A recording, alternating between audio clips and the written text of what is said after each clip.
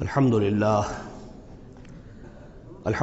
وکفا والصلاة والسلام علی عباده الذین اصطفى خصوصاً علی افضلہم وخاتم النبیین محمد الامین وعلی آلہ وصحبہ اجمعین. اما بعد فقد قال اللہ تبارک وتعالی کما ورد فی سورۃ الصافات: اعوذ باللہ من الشیطان الرجیم بسم اللہ الرحمن الرحیم. قال قائل منهم انی کان لی قرین یقول أئنک لمن المصدقین أئذا متنا وکنا ترابا وعظاما أئنا لمدینون. قال هل انتم مطلعون فاطلع فرآه في سواء الجحیم قال تاللہ ان کدت لتردین ولولا نعمت ربی لکنت من المحضرین. صدق اللہ العظیم. رب اشرح لی صدری ویسر لی امری واحلل عقدۃ من لسانی یفقہوا قولی. اللہم ربنا الہمنا رشدنا واعذنا من شرور انفسنا.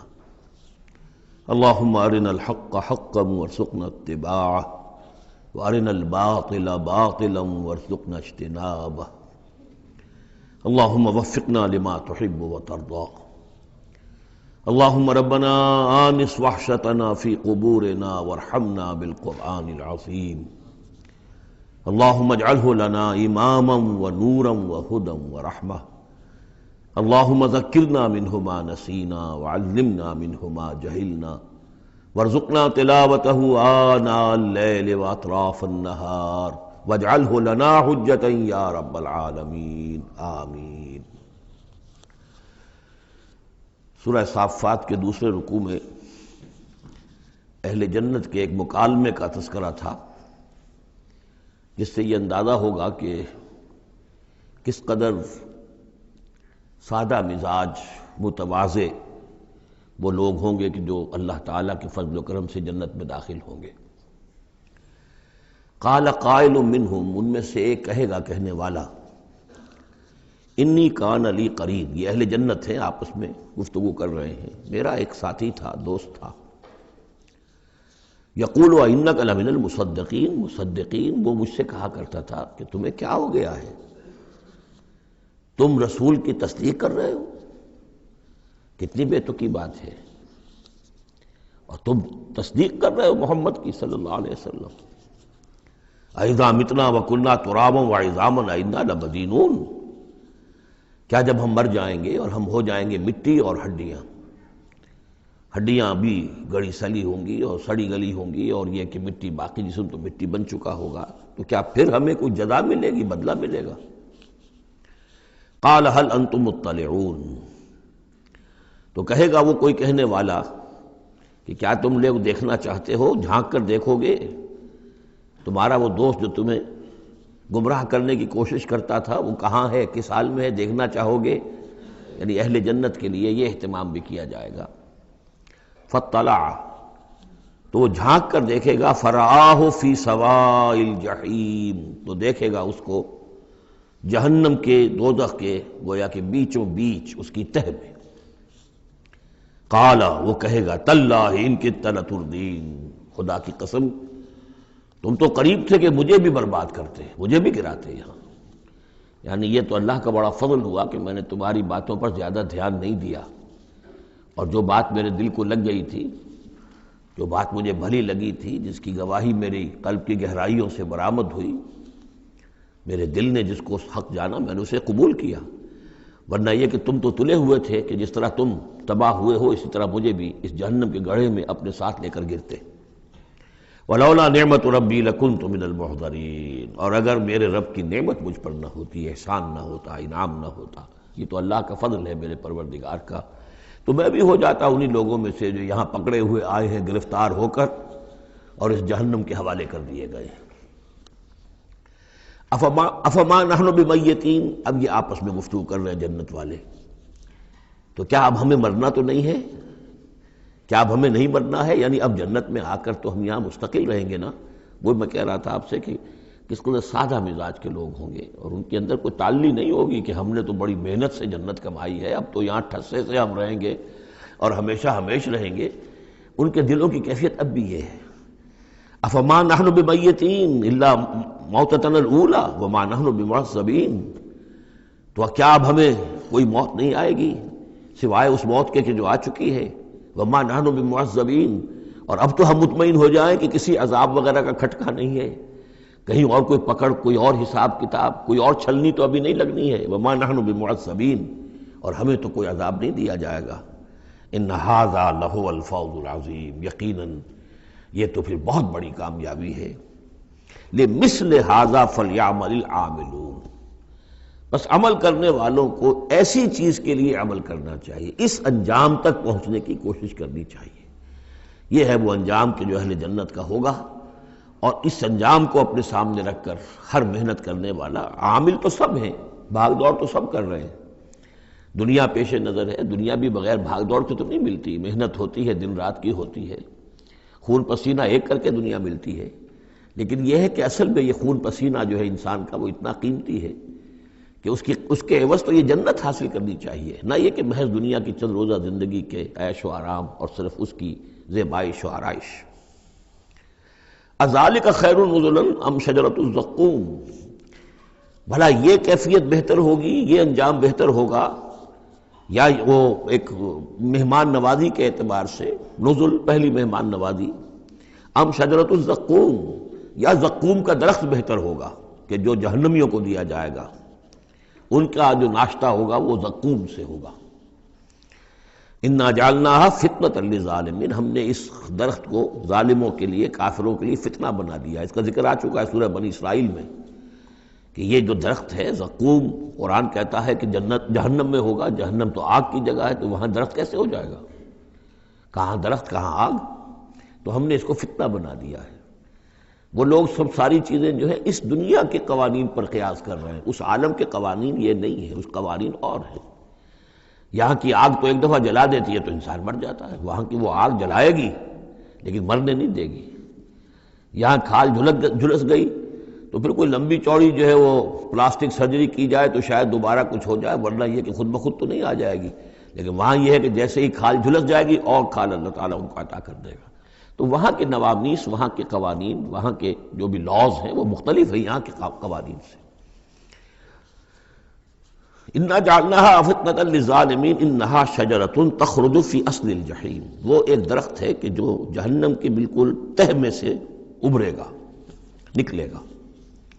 طلعھا کانہ رؤوس الشیاطین، اور اس کے گابھے ایسے ہوں گے، خوشے ایسے ہوں گے جیسے شیطانوں کے سر ہیں، یعنی کوئی بہت ہی خوفناک قسم کے اور بہت بدنما۔ فَإِنَّهُمْ لَآكِلُونَ مِنْهَا، پھر یہ جو جہنمی ہے یہ کھائیں گے اس میں سے مجبور ہو کر۔ ویسے انسان اس کو دیکھنا تک پسند نہیں کرے گا، اس میں اس قدر کراہت ہوگی، لیکن یہ کہ چونکہ بھوک کی شدت ہوگی تو وہ کھائیں گے، منہ ماریں گے اس میں۔ فَمَالِئُونَ مِنْهَا الْبُطُونَ، اور اس سے اپنے پیٹوں کو بھریں گے۔ ثُمَّ إِنَّ لَهُمْ عَلَيْهَا لَشَوْبًا مِّنْ حَمِيمٍ، پھر جب اندر سے وہ کھولے گا اور پیاس کی طلب ہوگی تو پھر انہیں ایسا پانی دیا جائے گا کھولتا ہوا پینے کے لیے کہ جس میں پیپ کی ملاوٹ ہوگی، پیپ ملایا گیا ہوگا، لَشَوْبًا مِّنْ حَمِيمٍ۔ ثُمَّ إِنَّ مَرْجِعَهُمْ لَإِلَى الْجَحِيمِ، پھر یہ تو ابھی ابتدائی ہو گئی نا، جو ان کی مہمان نوازی جو ہے ابتدا میں ہو رہی ہے، اور اس کے بعد پھر ان کو لوٹا دیا جائے گا جہنم میں۔ انہم الفوا آباہم ضالین، یہ وہ لوگ ہیں جنہوں نے اپنے آباء و اجداد کو پایا گمراہ، بھٹکا ہوا، اب انہی کے اوپر انہوں نے انہی کے نقش پا پر چلنا شروع کر دیا۔ فہم علی آثارہم یہرعون، تو انہی کے نقوش پا پر اب یہ دوڑ رہے ہیں، بے اختیار دوڑے چلے جا رہے ہیں، بغیر سوچے سمجھے، جو بھی آباء و اجداد کے طور طریقے ہیں۔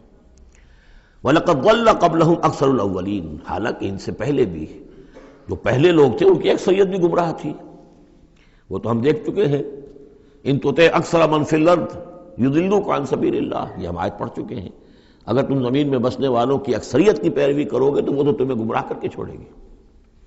پھر یہ آیت بھی سورہ یوسف میں آ چکی ہے، وَمَا يُؤْمِنُ أَكْثَرُهُم بِاللَّهِ إِلَّا وَهُمْ مُشْرِكُونَ، کہ ان کی اکثریت جو ہے اللہ پر ایمان نہیں رکھتی مگر کسی نہ کسی نوع کے شرک کے ساتھ۔ اور شرک یہی ہوتا ہے کہ ایک بڑے اللہ کو مان کر کسی نہ کسی چھوٹے اللہ کو بھی مانا جائے، اور ہوتا یہ ہے کہ وہ چھوٹا خدا جو ہے وہ اعصاب پر سوار ہو جاتا ہے، اور بڑا تو کہتے ہیں وراء الورا وراء الورا، وہ تو ہے بیٹھا ہوا ہے، اسے اس دنیا کی فکر بھی نہیں ہے، کوئی چنتا بھی نہیں ہے، کوئی تشویش بھی نہیں ہے، وہ اپنے اندر مگن ہے۔ مشائین کا فلسفہ یہ ہے جو ارسطو کے پیروکار ہیں، اور ہمارے ہاں اکثر جو متکلمین ہیں وہ سب مشائین ہیں، ارسطو کے پیروکار ہیں اکثر متکلمین۔ تو متکلمین کے اس مشائین کا، ارسطو کا فلسفہ یہ ہے کہ اللہ تعالیٰ صرف کلیات کا عالم ہے، جزیات کا نہیں ہے۔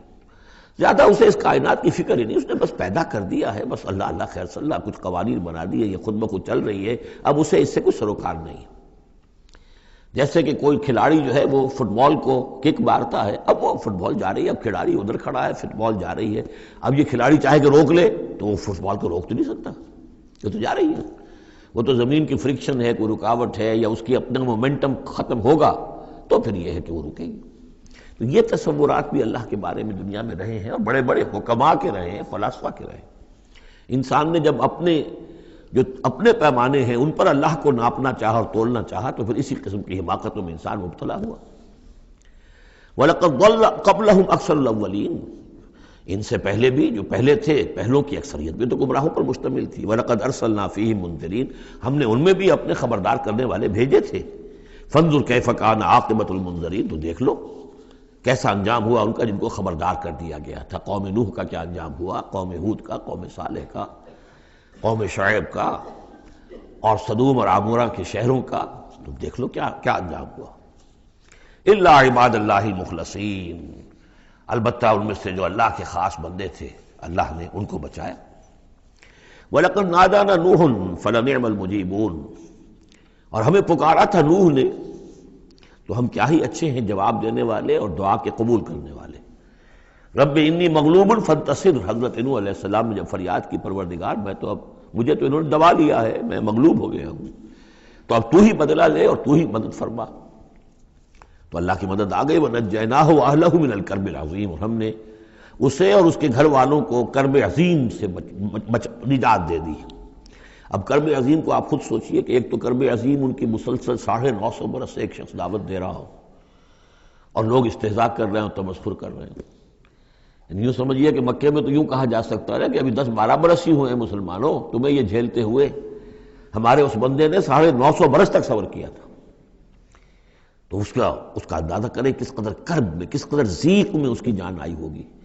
جیسے کہ ہم دیکھتے آ رہے ہیں کہ حضور کی جان جس طرح ضیق میں آ گئی تھی کہ ان کے اوپر گویا کہ لوگ اتمام حجت کر رہے ہیں، دکھائیے کوئی معجزہ، آپ رسول ہونے کا دعویٰ کرتے ہیں تو ایسا ہی معجزہ دکھائیے جیسے موسیٰ نے دکھائے، جیسے عیسیٰ نے دکھائے۔ اور ادھر سے اللہ تعالیٰ کا فیصلہ یہ ہے کہ کوئی ایسا حصی معجزہ ہم نہیں دکھائیں گے۔ تو چکی کے 2 پارٹوں کے درمیان محمد الرسول اللہ صلی اللہ علیہ وسلم آئے ہوئے۔ یہ تو سورہ انعام جو اس کا کلائمیکس ہے اس موضوع کا، اس عنوان کا، وہ پڑھ چکے ہیں۔ کرب عظیم پھر وہ بھی ہے کہ جب وہ بارش آئی ہے اور طوفان آیا ہے تو اب اس وقت بھی تو جو ہلچل مچی ہوگی اس کا آپ اندازہ کیجئے، کیا بھاگ دوڑ ہوئی ہوگی، کہاں کہاں لوگوں نے جان بچانے کی کوشش کی ہوگی۔ یوں ہی تو نہیں ہو گیا کہ بس آنے واحد کے اندر وہ سب کے سب غرق ہو گئے۔ تو کرب عظیم جو اس وقت ہوا ہے، یوں سمجھیے کہ ایک قیامت صغریٰ ہو گئی ہوگی۔ یا ایھا الناس اتقوا ربکم ان زلزلۃ الساعۃ شیء عظیم، تو اس کا کچھ نہ کچھ عکس تو اس وقت ہوا ہوگا نا۔ تو اس کرب عظیم سے ہم نے ان کو بچا لیا۔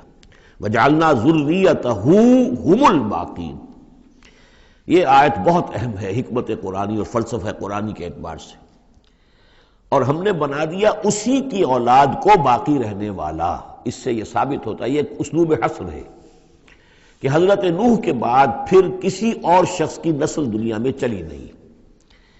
یعنی یہ کہ ان کے ساتھ 72 تھے، 80 تھے، کتنے نہیں تھے۔ ایک جگہ قرآن میں یہ بھی آیا ما آمن معہ الا قلیل، سوائے چند لوگوں کو ایمان نہیں لایا۔ اور گمان یہی ہے کہ یا تو حضرت نوح علیہ السلام اور ان کے 3 بیٹے اور ان کے اہل خانہ، اور ممکن ہے کہ ایک بیوی تو پیچھے رہ گئی، غرق ہونے والی تھی، لیکن کوئی اور بیوی ان کی ہو کہ ان کے ساتھ ہو، اور باقی یہ کہ ممکن ہے ان کے جو کچھ ملازم ہوں گے، خادم ہوں گے، بس۔ اور میرا یہ خیال ہے کہ ان پر کوئی ایمان نہیں لایا۔ پھر ظاہر بات ہے وہ خادم وغیرہ جو ہوتے ہیں پھر ان کے ساتھ تو اتنا اہتمام نہیں ہوتا کہ ان کی اولادیں بھی آگے چل سکیں، لہذا جو اولاد چلی ہے وہ صرف حضرت نوح علیہ السلام کے 3 بیٹوں سے۔ گویا کہ نسل انسانی جو ہے اب دنیا میں جتنے انسان ہیں وہ حضرت نوح علیہ السلام کے 3 بیٹوں کی نسل سے ہیں، سام، حام اور یافس۔ اور یہ کہ اسی لیے ان کو آدم ثانی کہا جاتا ہے۔ آدم اول تو حضرت آدم تھے، انہی سے نسل چلی انسانی، لیکن ابھی جو ہے جو میرا اندازہ تقریباً 2000 برس کا ہے، اس 2000 برس کے عرصے میں اسی علاقے میں آبادی ابھی ہوئی ہے، ابھی آبادی اور ادھر ادھر پھیلی نہیں تھی، اور وہی وہ عظیم جو ہے سیلاب آ گیا، سب کے سب غرق ہو گئے، چند لوگ جو بچے ان کے ساتھ، محسوس ہوتا ہے کہ ان کی بھی آگے نسل نہیں چلی، صرف حضرت نوح علیہ السلام کے 3 بیٹوں سے۔ وَجَعَلْنَا ذُرِّيَّتَهُ هُمُ الْبَاقِينَ، یہ جو ہے حصر کا بڑا زوردار جو ہے یہ اسلوب ہے۔ وَتَرَكْنَا عَلَيْهِ فِي الْآخِرِينَ، آخرین، اور ہم نے اسی طریقے پر پھر پچھلوں کو چھوڑ دیا، پچھلوں میں سے کچھ لوگ اسی کے راستے پر چلے، حضرت نوح علیہ السلام کے راستے میں۔ ظاہر بات ہے کہ ان کے تینوں بیٹوں کی اولاد کچھ عرصے تک تو یقیناً بالکل دین حق پر اور دین توحید ہی پر چلی ہوگی، پھر جیسے وقت گزرا پھر شیطان نے ورغلایا اور یہ کہ مختلف قسم کے توہمات میں اور مختلف قسم کے جو شرک ہیں ان کے اندر مبتلا کر دیا۔ سلام علی نوح فی العالمین، سلام ہو نوح پر تمام جہانوں میں۔ انا کذالک نجزی المحسنین، اسی طرح ہم بدلہ دیتے ہیں اپنے محسن بندوں کو، وہ بندہ جو درجہ احسان کو پہنچ گیا ہو، اسلام، ایمان اور پھر سب سے اوپر احسان۔ انہ من عبادنا المؤمنین، یقیناً وہ ہمارے مومن بندوں میں سے تھے۔ ثم اغرقنا الآخرین، اور اس کے بعد ہم نے باقی جتنے بھی تھے ان سب کو غرق کر دیا۔ وَإِنَّ مِن شِيعَتِهِ لَإِبْرَاهِيمَ، اور اسی کی راہ پر چلنے والوں میں، اسی کی جماعت میں سے، اسی کے حزب میں سے ابراہیم تھے، یعنی یہ کہ جو نسل چلی ہے آگے تو حضرت ابراہیم بھی جو اٹھے ان کی حضرت سام کی اولاد میں سے، حضرت سام کی اولاد میں قوم عاد بھی ہے، اسی میں پھر قوم سمود بھی ہے، اور بھی اقوام ہیں سیمیٹک ریسز جتنی بھی ہیں، لیکن یہ کہ شہر ار میں جو موجودہ جو عراق ہے اس کے بہت جنوبی علاقے کے اندر یہ شہر تھا جس کے اب کھنڈرات برآمد ہوئے ہیں، وہاں حضرت نوح علیہ السلام، حضرت ابراہیم علیہ السلام کی پیدائش ہوئی، اور وہ حضرت ابراہیم، حضرت نوح ہی کے طریقے پر توحید پر چل رہے ہیں۔ اس جا ربہ بقلب سلیم، جبکہ وہ اپنے رب کی طرف متوجہ ہوا قلب سلیم کے ساتھ۔ اب یہاں وہ حکمت سمجھ لیجئے کہ میں نے جو بارہ عرض کیا ہے کہ ایک فطرت سلیمہ اور ایک عقل سلیم، یہ دو چیزیں ہیں، اور فطرت کا تعلق چونکہ روح سے ہے اور روح کا مسکن قلب ہے، تو آپ اسے فطرت سلیمہ کہیں یا اسے قلب سلیم کہیں، وہ ایک ہی بات ہے۔ قلب سلیم اپنی اصل حقیقت پر، اصل جو حیات اس کی ہے اس پر باقی ہو، پرورٹڈ نہ ہوئی ہو اس کی فطرت، اس پر پردے نہ پڑ گئے ہوں، اس کے خد و خال جو ہیں وہ اپنی اصل سلامتی کے ساتھ باقی ہوں، اور پھر اس کو کہتے ہیں صوفیہ سیر الی اللہ، اس جا ربہ بقلب سلیم، جو قلب سلیم ہے وہ اللہ کی طرف آگے بڑھتا ہے، اور عقل سلیم کی روشنی میں وہ پھر پہنچتا ہے توحید تک، اور توحید کے بعد معاد تک، جیسا کہ میں نے کئی مرتبہ عرض کیا کہ سورہ فاتحہ در حقیقت اسی مقام پر کھڑی ہے کہ ایک انسان کے جو قلب سلیم اور عقل سلیم کی رہنمائی میں توحید اور معاد تک پہنچ گیا ہے، اور اب وہ یہ بھی جان گیا ہے کہ اصل طریقہ زندگی گزارنے کا یہی ہے کہ اللہ کی بندگی کی جائے، اس ایک خدا کی بندگی کی جائے۔ اب وہ سوال کرتا ہے میں بندگی کیسے کروں؟ جیسے میں نے آپ کو بتایا مکے میں ایسے لوگ موجود تھے، حضرت سعید ابن زید جو ہیں کہ جو بہنوئی تھے حضرت عمر بن الخطاب کے رضی اللہ تعالیٰ عنہ کے جو والد تھے زید، وہ موحد تھے، اور کعبے کے پردے پکڑ پکڑ کر دعا کیا کرتے تھے کہ اللہ میں صرف تجھے پوجنا چاہتا ہوں، تیری بندگی کرنا چاہتا ہوں، لیکن نہیں جانتا کیسے کروں۔ ظاہر بات ہے، اس لیے اہدنا الصراط المستقیم، یہ ہے اصل میں سورہ فاتحہ کا جو نظم ہے کہ وہاں تک تو پہنچ گئے، الحمدللہ رب العالمین الرحمن الرحیم مالک یوم الدین ایاک نعبد، یہاں تک تو انسان پہنچ گیا، لیکن اب بندگی کیسے کریں؟ ایاک نستعین اہدنا الصراط المستقیم، اس بندگی کے لیے تیری مدد چاہیے، توفیق بھی تیری ہو اور ہدایت بھی تیری جانب سے ہو، دو چیزیں ہمیں ملیں گی تو ہم تیری بندگی کا حق ادا کر سکیں گے۔ اذ جاء ربہ بقلب سلیم اذ قال لأبیہ وقومہ ماذا تعبدون، یاد کرو جب کہ انہوں نے کہا اپنی قوم سے اور اپنے والد سے یہ کن چیزوں کو آپ پوجتے ہیں؟ ائفکا آلہۃ دون اللہ تریدون، کیا اللہ کے سوا؟ یہ آپ کے من گھڑت قسم کے افک ہے، یہ تو گھڑی ہوئی چیزیں ہیں جن کو کہ اللہ کے خلاف، اللہ کے سوا آپ نے گھڑ لیا ہے، آپ ان کو چاہتے ہیں، وہ محبوب اور مطلوب ہو گئے، تریدون۔ اب دیکھیے یہ وہی ہے ضعف الطالب مطلوب، تم کس کا، تم طالب ہو کس، مطلوب کون سا ہے تمہارا؟ یہ تمہارے مطلوب ہے۔ ائفکا آلہۃ دون اللہ تریدون فما ظنکم برب العالمین، تو تمہارا کیا گمان ہے اس ہستی کے بارے میں جو تمام جہانوں کی مالک ہے اور پروردگار ہے۔ فنظر نظرۃ فی النجوم، پھر انہوں نے ذرا ایک نگاہ ڈالی ستاروں میں، گویا کہ یہ تاثر دیا کہ یہ ستارہ شناسی کے ذریعے سے کچھ معلوم کرنا چاہ رہے ہیں، اور پھر کہا فقال انی سقیم، میں تو بیمار ہوں یا بیمار ہونے والا ہوں، میری طبیعت کچھ ٹھیک نہیں ہے، یا یہ کہ مجھے اندیشہ ہے کہ مجھے کوئی بیماری آنے والی ہے۔ اصل میں وہی جیسا کہ میں پہلے عرض کر چکا ہوں، یہ مضمون آ چکا ہے 2 مرتبہ پہلے قرآن میں، کہ بت پرستی بھی تھی وہاں اور ستارہ پرستی بھی تھی، اور کوئی ایسا ان کا سالانہ کوئی ستارہ پرستی کا جشن تھا، جیسے جنم اشٹمی کا میلہ ہوتا ہے ہندوؤں میں، کہ سب کے سب شہر سے باہر نکل کر کسی ستارے کی پرستش کیا کرتے تھے۔ تو جب وہ دن آیا ان کا تو سب کے سب چلے گئے۔ حضرت ابراہیم نے کہا میری طبیعت ٹھیک نہیں ہے، میں آپ لوگوں کے ساتھ نہیں جا سکتا، اور پیچھے رک گئے۔ فنظر نظرۃ فی النجوم، انہوں نے ذرا ستاروں میں نگاہ دوڑائی اور کہا قال انی سقیم، میری طبیعت ٹھیک نہیں ہے، یا میری طبیعت جو ہے خراب ہونے والی ہے۔ فتولوا عنہ مدبرین، تو وہ اسے چھوڑ کر وہ چلے گئے، پیٹھ موڑ کر چلے گئے، اور جا کر انہوں نے وہ اپنے جو بھی جشن تھا، جو بھی پوجا پاٹ تھی وہ کی۔ فراغ الی آلہتہم، جا گھسا وہ ان کے معبودوں میں۔ فقال الا تاکلون، اب وہاں ظاہر بات ہے حلوہ مانڈا رکھا ہوگا، بتوں کے سامنے چڑھاوے چڑھے ہوئے ہوں گے، تو حضرت ابراہیم پوچھتے ہیں کیا ہو گیا آپ حضرات کو، کھاتے کیوں نہیں، تناول کیوں نہیں فرماتے؟ یہ جو کچھ آپ کے پوجنے والوں نے لا کر نذرانہ رکھا ہوا ہے یہاں پر، الا تاکلون، کھاتے کیوں نہیں کھاتے آپ؟ فراغ علیہم ضربا بالیمین ما لکم لا تنطقون، اور کیا بات ہے، بات بھی نہیں کرتے، جواب بھی نہیں دیتے۔ فراغ علیہم ضربا، پھر ایک ضرب کے ساتھ پل پڑا ان پر، ایک ضرب کے ساتھ اپنے داہنے ہاتھ سے پوری قوت سے۔ فاقبلوا الیہ یزفون، باقی تفاصیل کو قرآن درمیان میں چھوڑ جاتا ہے، اب وہ سب کے سب چورا ہو گئے، ایک کو چھوڑ دیا صرف جو سب سے بڑا تھا۔ اب اس کے بعد جب وہ لوگ آئے ہوں گے، اور جو قیامت صغریٰ نہیں بلکہ کبریٰ وہ تو اس وقت ہو گئی ہوگی شہر کے اندر، کہ ہمارے یہ معبودوں کے ساتھ کیا کیا، کس نے کیا ہے۔ فاقبلوا الیہ یزفون، تو گھبراتے ہوئے دوڑے ہوئے ان کی طرف آئے۔ قال تعبدون ما تنحتون، اب انہوں نے پھر اب ان کے ساتھ مباحثہ کہہ لیجئے، مناظرہ کہہ لیجئے، بغیر کسی خوف کے، اتعبدون ما تنحتون، کیا آپ لوگ پوجتے ہیں ان چیزوں کو جنہیں خود تراشتے ہیں اپنے ہاتھ سے؟ واللہ خلقکم وما تعملون، یہ آیت بھی حکمت قرآنی اور فلسفہ قرآنی کے اعتبار سے بہت اہم ہے، جبکہ اللہ نے تمہیں بھی بنایا ہے اور تمہارا عمل جو ہے اس کا بھی پیدا کرنے والا اللہ ہے۔ اس پر اہل سنت کا یہ عقیدہ ہے کہ انسان کاسب عمل تو ہے، خالق عمل نہیں ہے۔ یعنی میں نے ارادہ کیا کہ میں یہ پیالہ اٹھاؤں، اس ارادہ کرنے کا معاملہ تو میرا ہے، اور اسی کی بنا پر اگر یہ ارادہ نیک ہے تو جزا، اور غلط ہے تو سزا۔ باقی یہ اٹھا سکنا اس کا، یہ میرے بس کا روگ نہیں ہے جب تک کہ اذن رب نہ ہو، اس لیے کہ نہ معلوم کتنی فورسز آف نیچر ہیں جو اس میں انوالوڈ ہیں، کتنا پریشر ہوا کا اس کے اوپر ہے، پھر یہ کہ میرا اپنا جسمانی نظام جو ہے کہ میرے دماغ کا فیصلہ میرے ہاتھوں تک کنوے کرنے والے جو وہ الیکٹرک وائر ہیں اندر، وہ وائرنگ میں کوئی گڑبڑ ہو جائے کہیں، لیکن یہ ساری چیزیں جو ہوتی ہیں تو اعمال کا خالق اللہ ہے، کاسب انسان ہے۔ واللہ خلقکم وما تعملون، یہاں خاص طور پر یہ اس لیے کہا جا رہا ہے کہ تم نے تراشے ہیں نا یہ، تو تم جو کچھ کرتے ہو اپنے ہاتھوں سے، تمہارے جو اعمال ہوتے ہیں ان کا خالق بھی اللہ ہے۔ قالوا ابنوا له بنيانا فالقوه في الجحيم، انہوں نے کہا اس کے لیے ذرا ایک بڑا الاؤ بناؤ، بڑی عمارت تعمیر کرو، اور پھر اس کو ایک جہنم کے اندر جھونک دو، آگ کے اندر ڈال دو۔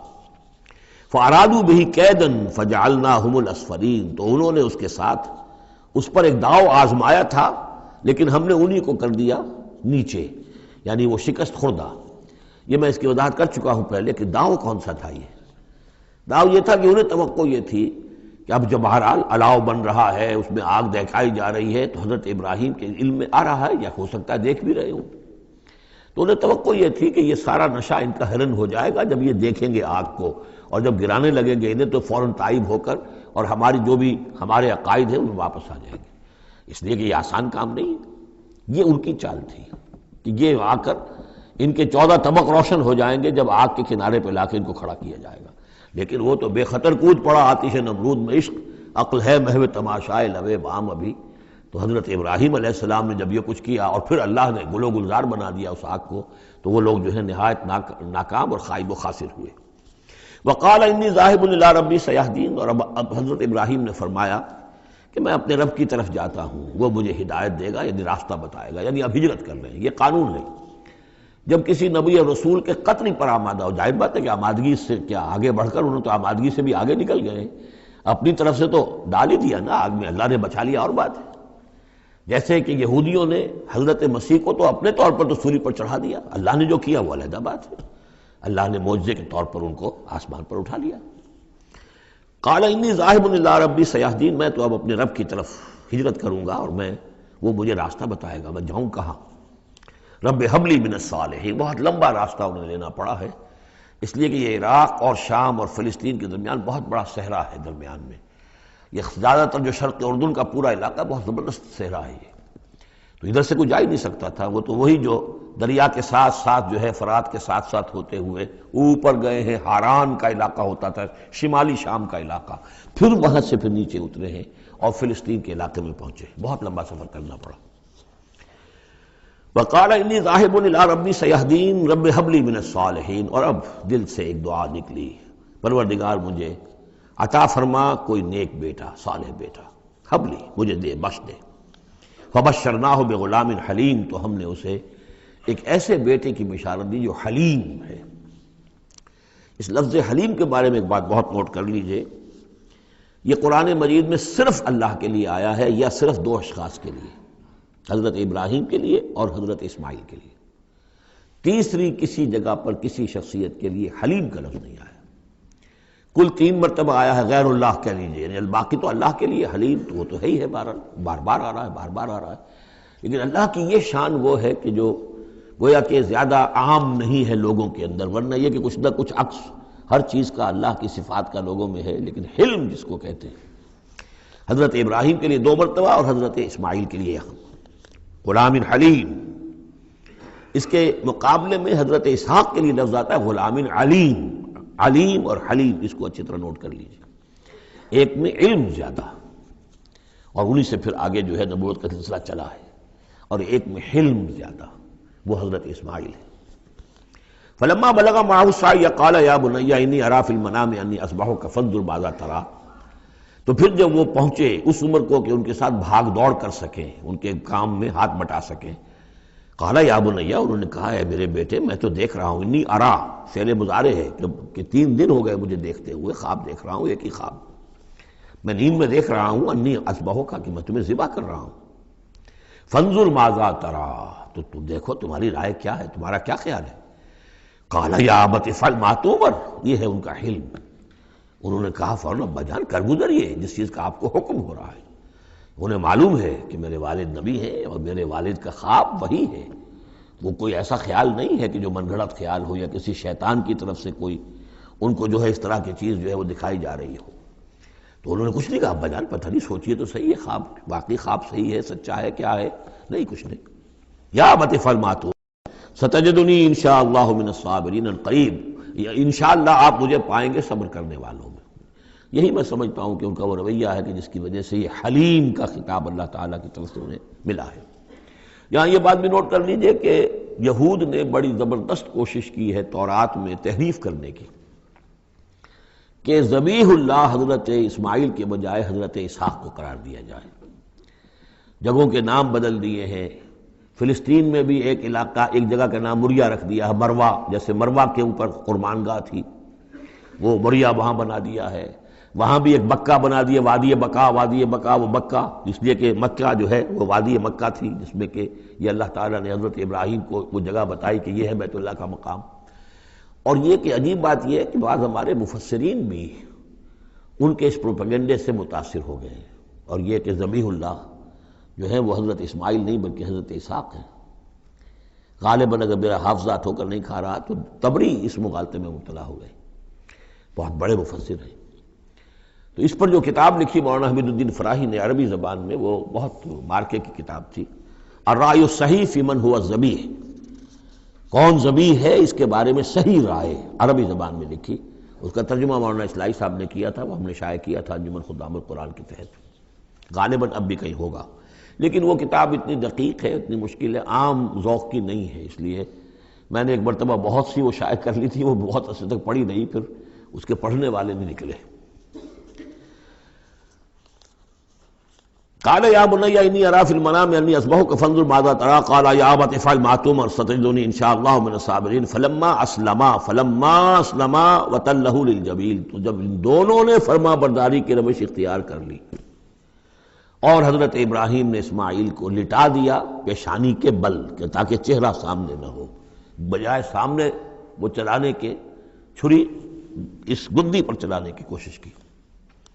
وَنَادَيْنَاهُ يَا ابراہیم، اور ہم نے پکارا ہے ابراہیم کا صدقت الرؤیا، تم نے تو اپنا خواب سچا کر دکھایا۔ اِنَّا كَذَلِكَ نَجْزِي الْمُحْسِنِينَ، ہم اسی طرح اپنے محسن بندوں کو بدلہ دیتے ہیں۔ إِنَّ هَذَا لَهُوَ الْبَلَاءُ الْمُبِينُ، یقیناً یہ بہت بڑی آزمائش تھی۔ یہ شاباش کی حد ہے کہ ممتحن یہ کہے اس سے کہ جس کا امتحان لے رہا ہو کہ بھائی امتحان بڑا سخت لیا تھا میں نے تمہارا واقعتاً، اب یہ شاباش کا جو ہے یوں سمجھیے کہ سب سے آخری شکل ہے کہ ممتحن کہے۔ اس موضوع پر میں نے ایک تحریر لکھی تھی جو کتابچے کی شکل میں موجود ہے، حج اور عید الاضحیٰ اور اس کی حکمت، اس میں نے یہ چیزیں بیان کی ہیں۔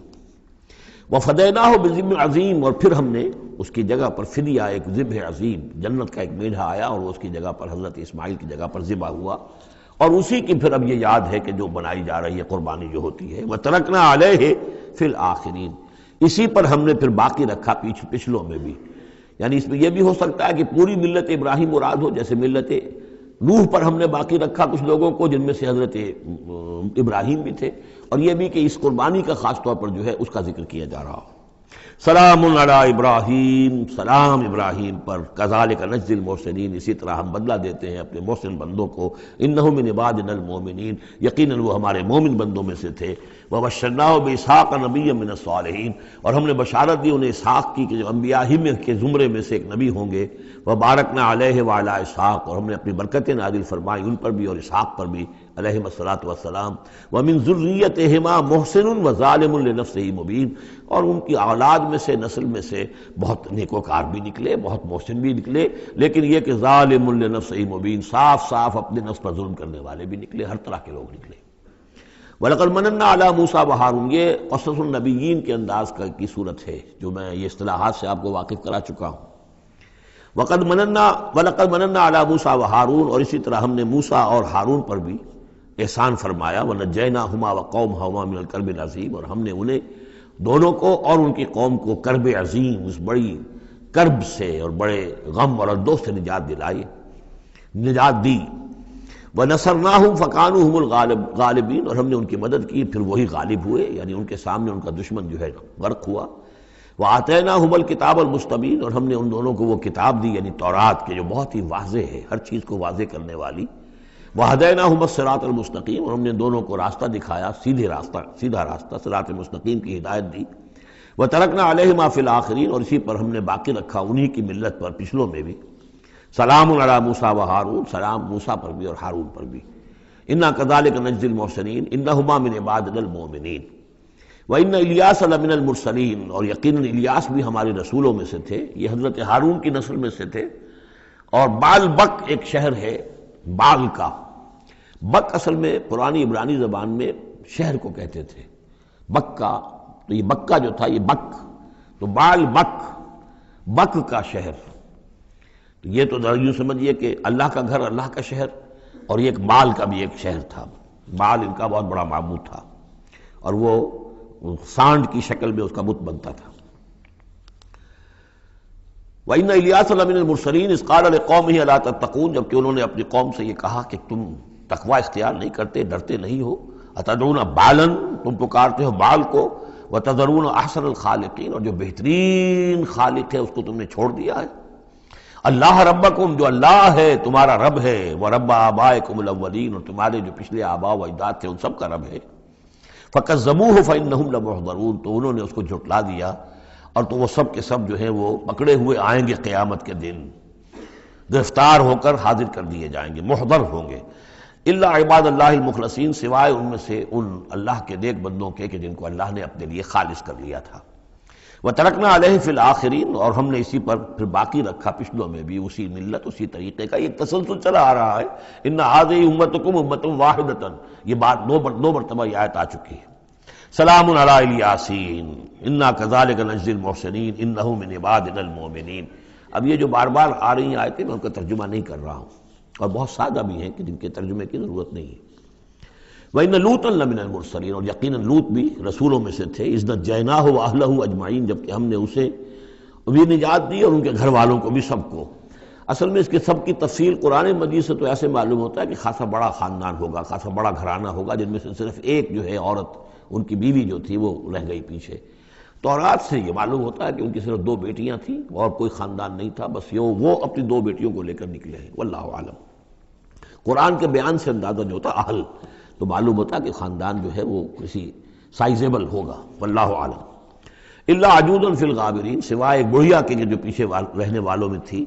ثم دمرنا الاخرین، پھر ہم نے جڑ سے اکھاڑ کر پٹک دیا پچھلوں کو، باقیوں کو۔ وانکم لتمرون علیہم مصبحین، اور تم گزرتے ہی ہو صبح کے وقت ان پر سے، یعنی جہاں ان کے کھنڈرات تھے، جس کے بارے میں ابھی حال ہی میں خبر آئی ہے کہ کچھ برٹش جو ہیں آرکیالوجی وغیرہ سے جن کو دلچسپی ہے اور جو اس کے ماہر ہیں، تحقیق کی ہے کہ وہ ڈیڈ سی کے پانی کی سطح کے نیچے اب آثار تلاش کیے جا چکے ہیں اس سدوم اور عمورہ کے، وہ موجود ہیں، اور تورات اور قرآن دونوں کی پوری توثیق ہو گئی ہے۔ انشاءاللہ اب یہ ساری اب حضرت نوح علیہ السلام کی کشتی بھی، وہ بھی لوگوں کی نگاہوں کے سامنے آ جائے گی، اس لیے کہ قرآن کے انداز سے یہ معلوم ہوتا ہے کہ ایک وقت میں وہ بھی ایک بڑی آیت کی حیثیت سے ظاہر ہوگی، اور یہ کہ یہ ساری چیزیں جو لوگوں کے سامنے ایک ثبوت کے طور پر آتی چلی جائیں گی۔ یہ ساری تاریخ جو قرآن بیان کر رہا ہے اور تورات نے بیان کی، صحیح ہے۔ وَإِنَّكُمْ لَتَمُرُّونَ، تم گزرتے ہو، جب تمہارے قافلے جاتے ہیں تو وہاں سے گزر کر جاتے ہو تم، صبح کے وقت بھی اور باللیل، کبھی رات کے وقت بھی۔ افلا تعقلون، تو کیا تم عقل سے کام نہیں لیتے؟ وَإِنَّ يُونُسَ لَمِنَ الْمُرْسَلِينَ، اور یونس بھی اسی طرح اللہ کے رسولوں میں سے تھے۔ اِذْ أَبَقَ إِلَى الْفُلْكِ الْمَشْحُونِ، جبکہ وہ بھاگ کر پہنچا اس کشتی میں کہ جو پہلے ہی سے لدی ہوئی تھی۔ اس کو چونکہ اپنی قوم کو چھوڑ کر غصے میں بھرے ہوئے، ذهب مغاضبا، یہ ہم پڑھ چکے ہیں، یعنی اپنے قوم کے انکار اور کفر کی وجہ سے اتنا انہیں طیش آیا، اتنا غصہ ہوا، غضبناک ہو کر، بس یہ غلطی ہوئی کہ انہیں انتظار کرنا چاہیے تھا کہ اللہ تعالیٰ کی طرف سے انہیں ایکسپریس پرمیشن ملے، واضح کہ اب ہاں تم اپنی قوم کو چھوڑ کر چلے جاؤ۔ اس کے بغیر رسول اپنی جگہ نہیں چھوڑ سکتا۔ لیکن یہ کہ وہ اس وقت جو ان کے اندر حمیت حق تھی وہ اتنے جوش میں آئی کہ بس ایک بات کا سہو ہو گیا، خطا ہو گئی۔ اب وہ گئے ہیں چھوڑ کر، تو پھر وہ غالباً وہی دجلہ اور فرات میں سے کسی دریا کے اندر کوئی کشتی ہوگی، اس میں یہ سوار ہو گئے۔ فَسَاهَمَ فَكَانَ مِنَ الْمُدْحَضِينَ، تو اس کشتی کا کوئی ڈولنے لگی، کوئی معلوم ہوا کہ ڈوب جائے گی، تو انہوں نے یہ کہا ان کے اپنے رواج کے مطابق، یا تو یہ کہ وزن کم کرنے کے اعتبار سے سوچا ہوگا کہ ایک آدمی کو تو یہاں سے اترنا ہوگا ورنہ پوری کشتی ڈوب جائے گی۔ روایات میں یہ بھی آتا ہے کہ انہوں نے سمجھا کہ کوئی غلام بھاگا ہوا آیا ہے اور اس کی وجہ سے ہماری یہ کشتی جو ہے یہ اب یہ ڈوبنے کے قریب آ گئی ہے، تو پھر اس قرآن اندازی کی کہ کون ہے وہ، اور قرآن اندازی میں نام حضرت یونس کا نکلا، تو انہوں نے اٹھا کے انہیں اور وہ دریا میں پھینک دیا۔ فساہما، انہوں نے قرآ ڈالا، فکان من المدحضین، تو وہی ہوا جسے دھکیل دیا گیا دریا کے اندر۔ فالتقمہ الحوت، تو اسے نگل لیا مچھلی نے، کوئی ویل ہوگی بڑی مچھلی، اور آج کل تو آپ کو معلوم ہے جس سائز کی ہوتی ہیں۔ وہو ملیم، اور وہ ملامت اللہ کی طرف سے۔ اب ظاہر بات ہے کہ جو بھی خطا ہو جاتی ہے اور جتنی بڑی شخصیت ہوتی ہے اس کے بارے میں ان کی چھوٹی سی خطا کے اوپر بھی اللہ کا جو اظہار ہوتا ہے ناراضگی کا، وہ بہت سخت ہوتا ہے۔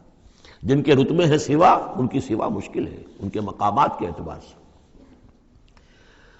فلولا انہ کان من المسبحین، تو اگر نہ ہوتے وہ تسبیح کرنے والوں میں سے، لا الہ الا انت سبحانک انی کنت من الظالمین، وہ ہم پڑھ چکے ہیں آیت کریمہ۔ اس کا انہوں نے اس کشتی، اس مچھلی کا معاملہ اللہ نے ایسا خاص بھی رکھا ہوگا کہ کوئی اور ان کو جو ہے وہ ابھی ان کی موت وہاں واقع نہیں ہوئی، اس کے اندر گھٹن کی وجہ سے، اللہ کے اختیار میں سب کچھ ہے، اور وہ وہاں زندہ بھی رہے اور تسبیح کرتے رہے۔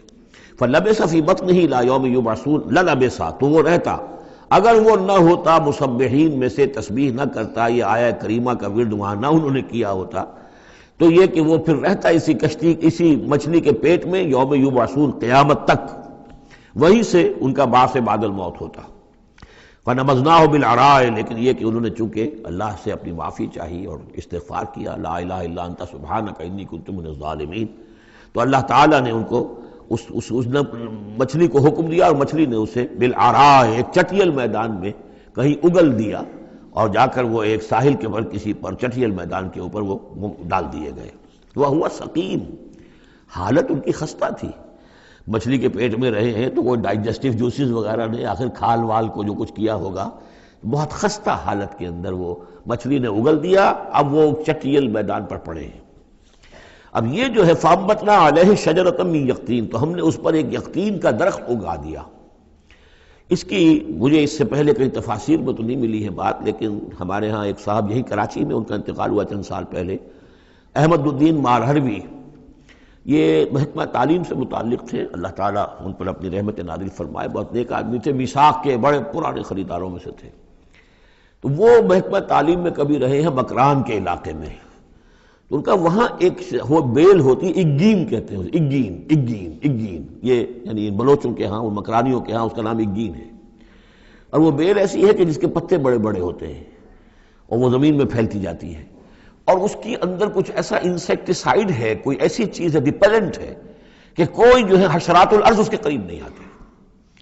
تو اللہ تعالیٰ نے وہ اگین کا درخت جو ہے، اچھا یقطین جو ہے، اب وہ قاف گاف بنتا ہے، وہ تو آپ کو معلوم ہے پورے سعودی عرب میں بھی قاف جو ہے قم کو وہ گم ہی کہتے ہیں، تو یقطین سے یقین، یقین سے اگین وہ بن گیا ہوگا، تو وہ اب بھی موجود ہے وہ پودا، وہ ایک بیل کی طرح پھیلتا ہے، اور اس کا جو ایک جو ہے جیسے ہمارے یہاں گھیا ہوتا ہے، گول گھیا، اس قسم کا اس کا پھل ہوتا ہے، بہت میٹھا، وہ اس میں لگتا ہے۔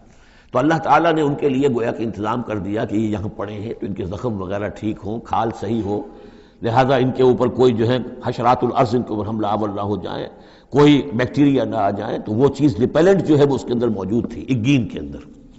وَأَنبَتْنَا عَلَيْهِ شَجَرَةً مِّن یقطین، ہم نے یقطین کی ایک بیل اس کے اوپر اگا دی۔ اب اس کا سایہ بھی ہو گیا، دھوپ سے بھی بچت ہو گئی، اور وہاں پڑے پڑے ہی وہ جو پھل جو ہوگا اس کا، کہ جو اس کے اندر مٹھاس بھی تھی اور غذا بھی دے رہی ہے، تو وہاں سے ان کو وہ پھل بھی اللہ نے دے دیا۔ وَأَرْسَلْنَاهُ إِلَىٰ مِائَةِ أَلْفٍ أَوْ يَزِيدُونَ، پھر ہم نے انہیں ٹھیک کر کے یعنی صحت یاب کر کے پھر ہم نے انہیں بھیج دیا 1,00,000 انسانوں کی طرف۔ آیا یہ اپنی ہی قوم کی طرف واپس آئے ہیں یا کسی اور قوم کی طرف بھیجے گئے، یہ یقین کے ساتھ معلوم نہیں ہے، لیکن یہ کہ پھر انہیں، اور غالباً یہی ہے اغلب کہ اپنی ہی قوم کے پاس واپس آ گئے، جن کا کہ عذاب ٹل گیا تھا، حالانکہ عذاب کے آثار شروع ہو چکے تھے، لیکن سورہ یونس میں ہم پڑھ چکے ہیں، ایک ہی یہ واقعہ ہوا ہے تاریخ میں کہ عذاب کے آثار شروع ہونے کے بعد کوئی قوم توبہ کرے اور اس کی توبہ قبول ہو جائے، اور یہ کہ عذاب الہی ٹل جائے۔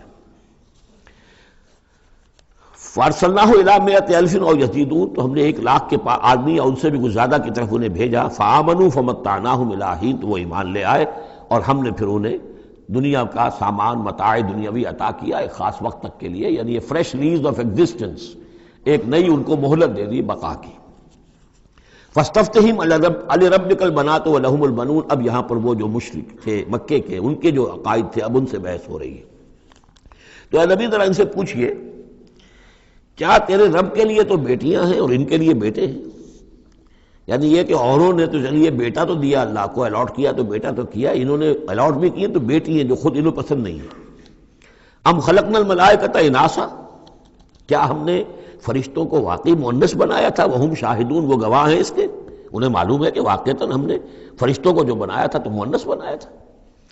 الا انہم من افکہم لیقولون، نہیں آگاہ ہو جاؤ، یہ ان کے اپنے بنائے ہوئے جھوٹ موٹ کے عقائد ہیں، اور وہ کہتے ہیں ولد اللہ، اللہ کی اولاد ہوئی، وانہم لکاذبون، یقیناً وہ جھوٹے ہیں۔ اصطفى البنات علی البنین، کیا اللہ تعالیٰ نے بیٹوں کو چھوڑ کر بیٹیاں پسند فرما لی؟ ما لکم کیف تحکمون، تمہیں کیا ہو گیا ہے، تم کیسے فیصلے کر رہے ہو، کیسی رائے دے رہے ہو؟ افلا تذکرون، تو کیا تم دھیان نہیں کرتے، عقل سے کام نہیں لیتے؟ ام لکم سلطان مبین، کیا تمہارے پاس کوئی کھلی سند ہے، کوئی سلطان ہے؟ اب یہ صورت بھی نوٹ کر لیجئے، یہ تیسری صورت ہے اسی سٹائل کی، سورہ حجر، پھر سورہ شعراء، پھر یہ سورہ صافات، وہی انداز، چھوٹی چھوٹی آیتیں، اور ردم ہے تیز، صوتی آہنگ زیادہ نمایاں ہے، ڈیوائن میوزک جس کو میں کہا کرتا ہوں، ملکوتی غنا جو ہے ان صورتوں کے اندر۔ تو یہ بھی ابتدائی دور کی صورتوں میں سے ہے۔ ایسا محسوس ہوتا ہے کہ اللہ تعالیٰ نے مکی صورتوں کے ہر گروپ کے اندر ایک جو ہے ابتدائی زمانے کی صورت جو ہے وہ شامل کر دی، اور اس کا جو حکمت میری سمجھ میں اب تک آئی ہے، واللہ عالم کوئی اور بڑی حکمت بھی ہو سکتی ہے جو ہمارے علم میں ابھی نہ آئی ہو، لیکن یہ کہ تاکہ مونوٹنی نہ رہے، بلکہ مضامین کے اندر تنوع پیدا ہو جائے۔ لیکن ظاہر بات ہے کہ اب ایک آدمی پڑھ رہا ہے قرآن مجید، فرض کیجئے ایک شخص جو ہے ایک پارہ روزانہ پڑھتا ہے، تب اس میں یہ ہے کہ اس کے سامنے مضامین ایسے نہ ہوں کہ بس وہ کئی دن تک متواتر ایک ہی قسم کے مضامین میں رہے، بلکہ یہ کہ پھر بدل کر عدل کر مضامین آتے چلے جائیں۔ واللہ عالم۔ ام لکم سلطان مبین، کیا تمہارے پاس کوئی کھلی سند ہے؟ فاتو بکتابکم ان کنتم صادقین، تو لاؤ نا اپنی کوئی کتاب اگر تمہارے پاس ہے، اگر تم سچے ہو۔ وجعلوا بینہ وبین الجنۃ نسبا، اور انہوں نے ایسا بھی کیا ہے کہ اللہ اور جنوں کے درمیان بھی نسب کا رشتہ قائم کر دیا ہے۔ وَلَقَدْ عَلِمَتِ الْجِنَّةُ وَإِنَّهُمْ لَمُحْضَرُونَ، اور جنوں کو خوب معلوم ہے کہ انہیں تو گرفتار کر کے پیش کیا جائے گا، سب کے سب جو ہیں حاضر کیے جائیں گے۔ سبحان اللہ عما یصفون، اللہ پاک ہے ان تمام چیزوں سے جو یہ بیان کر رہے ہیں۔ الا عباد اللہ المخلصین، سوائے اللہ کے وہ بندے، وہ جنات میں بھی ہوں گے انسانوں میں بھی ہوں گے، اللہ تعالیٰ جنہیں اپنے لیے خالص کر لیتا ہے۔ فَإِنَّكُمْ وَمَا تَعْبُدُونَ، تو تم اور وہ کہ جن کو تم پوجتے ہو، وَمَا أَنْتُمْ عَلَيْهِ بِفَاتِنِينَ، اور کسی کو اس کے ہاتھ سے بہکا کر نہیں لے سکتے، الا من هو صال الجحیم، سوائے اس کے کہ جو خود گرنے والا ہے جہنم کے اندر۔ وما منا الا له مقام معلوم، اب یہ جو ہے یہاں پر جو اس صورت کے شروع کا معاملہ تھا اس کے ساتھ اب جڑ کر یہ بات آ رہی، والصافات صفا فالزاجرات زجرا فالتالیات ذکرا، وہ فرشتے جو صفیں باندھ کر حاضر رہتے ہیں اللہ کے حضور میں، پھر جس کو حکم ہوتا ہے عذاب الہی کہیں بھیجنے کا تو وہ ڈانٹتا ہے، اور اس کی چنگھاڑ جو ہے اسی سے وہ پھر قومیں اور بستیاں ہلاک ہوتی ہیں۔ فالتالیات ذکرا، جن کو حکم ہوتا ہے وہ اللہ کے ذکر کی تلاوت کرتے ہوئے اللہ کے نبیوں تک اس کو پہنچاتے ہیں پیغامات کو۔ اب وہاں ان کی طرف سے وما منا الا له مقام معلوم، ہم میں سے کوئی نہیں ہے، یہ فرشتوں کی طرف سے کہا جا رہا ہے، مگر یہ کہ اس کا ایک ٹھکانہ مقرر ہے۔ دربار میں کوئی 5000 ہے، کوئی 10,000 ہے، کوئی 30,000 ہے، ایسے ہر ایک کا ایک مقام معلوم ہے، مرتبہ مقام معین ہے۔ ملائکہ مقربین ہے، ملائے اعلیٰ ہے، ملائکہ دنیا ہے، ملائکہ اسفل ہے، یہ سب کے سب ہیں۔ وما منا الا له مقام معلوم وانا لنحن الصافون، اور ہم تو سب کے سب صفیں باندھے ہوئے مستعد کھڑے ہوتے ہیں۔ وانا لنحن المسبحون، اور یقیناً ہم تو سب کے سب تسبیح کرنے والے ہیں پروردگار کی۔ وَإِن كَانُوا لَيَقُولُونَ لَوْ أَنَّ عِندَنَا ذِكْرًا مِّنَ الْأَوَّلِينَ لَكُنَّا عِبَادَ اللَّهِ الْمُخْلَصِينَ، اور یہ لوگ تو کہا کرتے تھے، بہت زور دے کر کہتے تھے، قسمیں کھا کھا کر کہتے تھے، اگر جیسا کہ پہلوں کے پاس ذکر آیا تھا، اگر ہمارے پاس بھی آیا ہوتا، لَوْ أَنَّ عِندَنَا ذِكْرًا مِّنَ الْأَوَّلِينَ لَكُنَّا عِبَادَ اللَّهِ الْمُخْلَصِينَ، تو ہم تو سب کے سب اللہ کے بڑے نیک اور مخلص بندے بن گئے ہوتے۔ فَكَفَرُوا بِهِ فَسَوْفَ يَعْلَمُونَ، اب جب وہ ذکر آ گیا ہے تو اس سے کفر کر رہے ہیں، اس کا انکار کر رہے ہیں، تو ان قریب یہ جان لیں گے کہ اس کی کیا پاداش ان کو بھگتنی پڑے گی۔ وَلَقَدْ سَبَقَتْ كَلِمَتُنَا لِعِبَادِنَا الْمُرْسَلِينَ، یہ آیات بھی بہت اہم ہے فلسفہ قرآن کے اعتبار سے۔ رسولوں اور نبیوں میں ایک بنیادی فرق یہ ہے، نبی کے لیے لازم نہیں ہے کہ اللہ کی مدد آئے اور اسے غلبہ دیا جائے، نبی قتل بھی ہو سکتے ہیں، حضرت یحییٰ قتل ہو گئے، حضرت زکریا قتل ہو گئے، لیکن رسول کو قتل نہیں کیا جا سکتا، رسول مغلوب نہیں ہوگا۔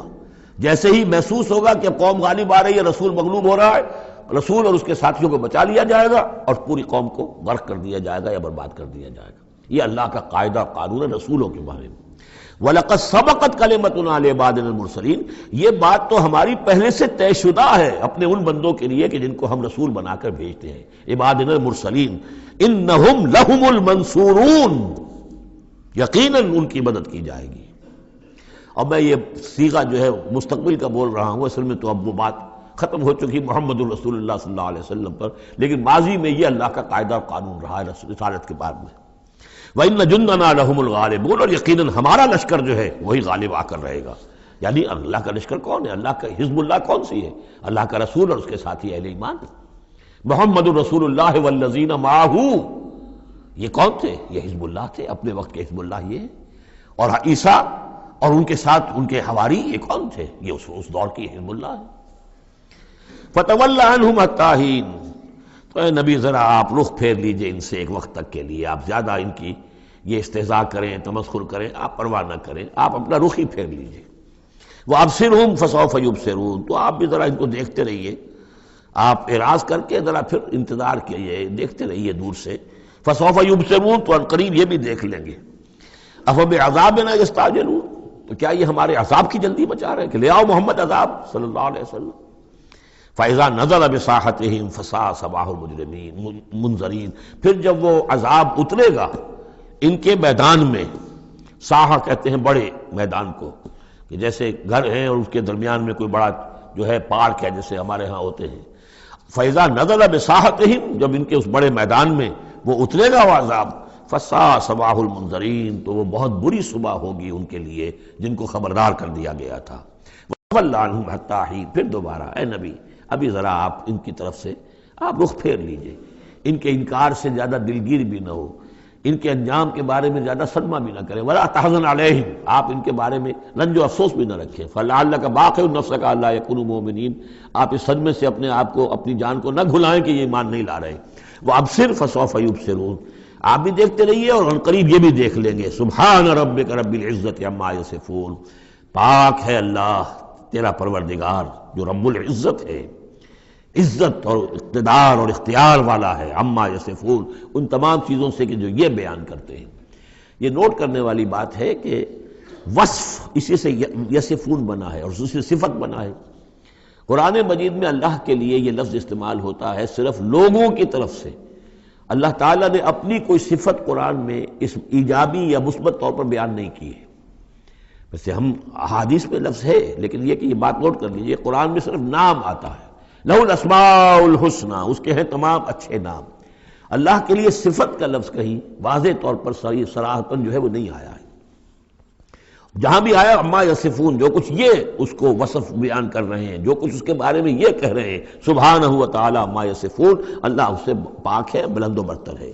وسلام علی المرسلین، اور سلام ہو تمام رسولوں پر، والحمد للہ رب العالمین، اور کل حمد بلکہ کل شکر زیادہ موضوع ہے اللہ کے لیے ہے جو تمام جہانوں کا مالک اور رب ہے۔ سورۃ صاد، بسم اللہ الرحمن الرحیم، صاد والقرآن ذی الذکر۔ تین صورتیں قرآن مجید کی ایسی ہیں جو ایک حرف سے شروع ہوئی ہیں، ایک حرف، حرف مقطع کہیں گے ہم اسے، مقطعات تو نہیں کہہ سکتے اس لیے کہ کئی حروف تو نہیں ہیں۔ ایک سورہ صاد ہے، ایک سورہ نون ہے، اور ایک سورہ قاف ہے۔ یہ سورہ صاد جو ہے یہ اس گروپ میں ہے، اس میں جو ہم پڑھ رہے ہیں جس کا مرکزی مضمون ہے توحید۔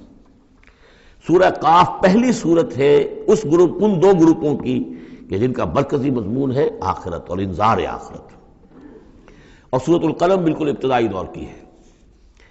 صاد والقرآن ذی الذکر، یہ بھی نوٹ کر لیجئے کہ صاد پر یہاں آیت نہیں ہے، ایک حرف جہاں آیا ہے وہ آیت نہیں ہے، البتہ دو پر حامیم، یاسین یہ آیت ہے، طٰہٰ یہ آیت ہے، لیکن کہیں کہیں تین پر بھی آیت نہیں، الف لام را آیت نہیں ہے، الف لام میم آیت ہے۔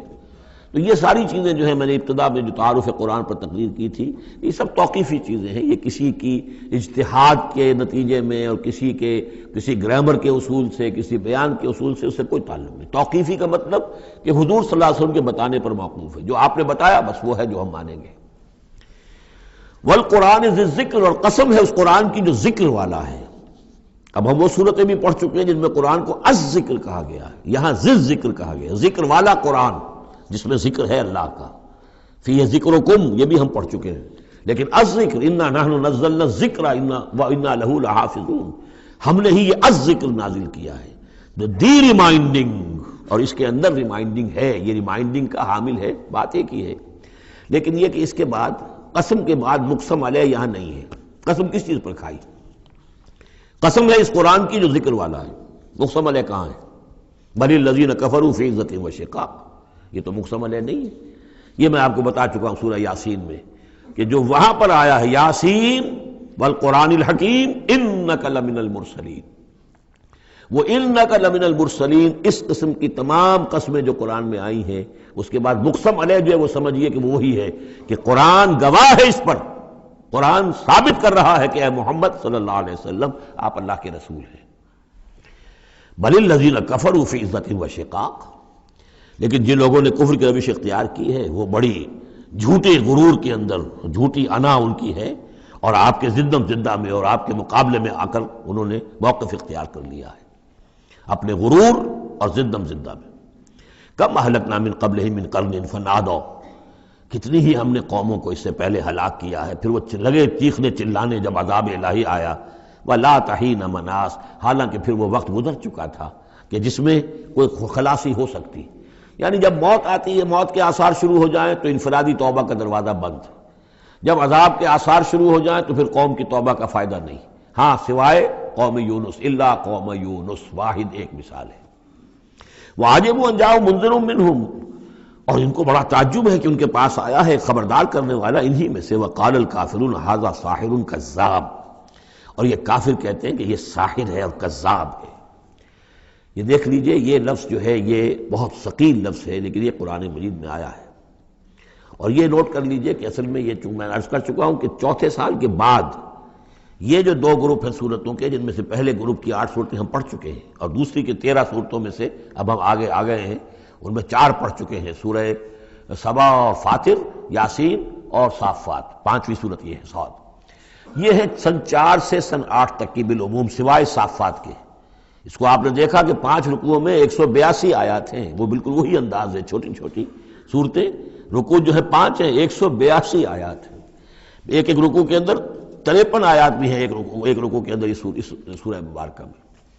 بہرحال تو یہ صورت جو ہے اس وقت کی ہے جبکہ وہ جو کشاکش تھی عرب میں وہ شدت اختیار کر چکی تھی، لہذا ان کا اب ان پر جو حملہ حضور پر وہ کر رہے تھے وہ بھی اب شدید ہو چکا تھا۔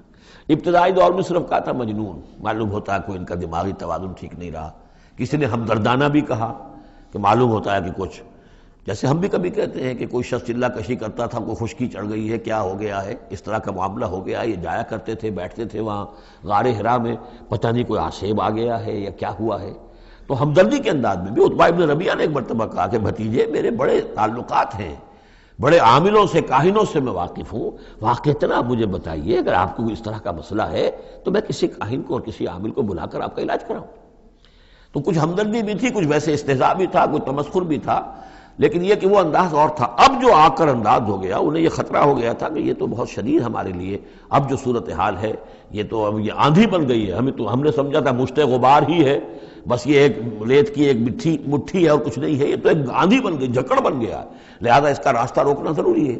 تو اب ان کا جو حضور پر ذاتی حملہ ہے وہ بھی سخت ہو گیا ہے۔ وقال الکافرون ھذا ساحر کذاب، انہوں نے کہا کہ یہ جادوگر ہے، جھوٹا ہے۔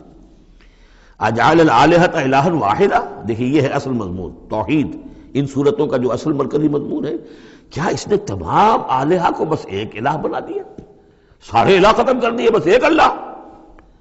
ان ھذا لشیء عجاب، یہ تو بڑی عجیب بات ہے۔ وانطلق الملأ منهم ان امشوا واصبروا علی آلہتکم ان ھذا لشیء یراد، بڑا نقشہ کھینچ دیا ہے جس کو ورلڈ پکچر کہتے ہیں، کہ ایسا نقشہ ہے جیسے کہ حضور کھڑے ہیں، دعوت دے رہے ہیں، اور کچھ لوگ ہیں، مجمع بھی ہے، کچھ ان کے سردار بھی ہیں، وہ سردار بھی سن رہے ہیں، اور یہ سب سن کر کہتے ہیں وانطلق الملأ، خود بھی چل پڑے وہاں سے، وانطلق الملأ منهم، اور لوگوں سے کہا امشوا، جاؤ جاؤ، کہاں کھڑے ہو، کیوں سن رہے ہو، امشوا جاؤ، واصبروا علی آلہتکم، اور جمے رہو اپنے معبودوں کے اوپر، یہ محمد کے کہنے سے اپنے کسی معبود کو ترک نہ کر دینا۔ وانطلق الملأ منهم ان امشوا واصبروا علی آلہتکم ان ھذا لشیء یراد، یہ تو کوئی خاص مقصد معلوم ہوتا ہے ان کا، ان کی نیت کچھ خراب ہے، یہ کوئی حکومت چاہتے ہیں، شاید کوئی اپنا غلبہ اور اقتدار چاہتے ہیں، یہ بات جو ہے ایسی ویسی نہیں ہے، یقیناً اس کے پیچھے کوئی بڑا مقصد ہے۔ ان ھذا لشیء یراد، جس کا ارادہ کیا گیا ہے، کوئی اسکیم ہے۔ ما سمعنا بھذا فی الملۃ الاخرہ، ہم نے تو ایسی بات سنی نہیں، ہمارا پچھلا چلا آ رہا ہے، ہمارا دین چلا آ رہا ہے، ہماری روایات ہیں، ہمارے آباء و اجداد کی باتیں ہیں جو نسل بعد نسل منتقل ہوئی ہیں، یہ بات جو آج یہ کہہ رہے ہیں وہ ہم نے تو سنی نہیں۔ ان ھذا الا الاختلاف، یہ نہیں ہے مگر گھڑی ہوئی چیز ہے، خلق کی ہوئی چیز ہے، اختلاف باب افتعال خلق سے۔ انزل علیہ ذکر من بیننا، کیا انہی پر یہ ذکر نازل ہونا تھا ہمارے مابین سے؟ کیا ہمارے اندر کوئی اور نہیں تھا؟ بڑے بڑے چودھری تھے، بڑے بڑے سردار تھے، بڑے بڑے سرمایہ دار تھے۔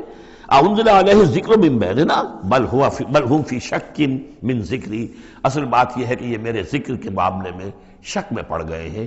بل لما یذوقوا عذاب، بس اب تو جب ابھی انہوں نے چونکہ چکھی نہیں ہے میری کوئی مار، اس لیے انہیں شک ہے۔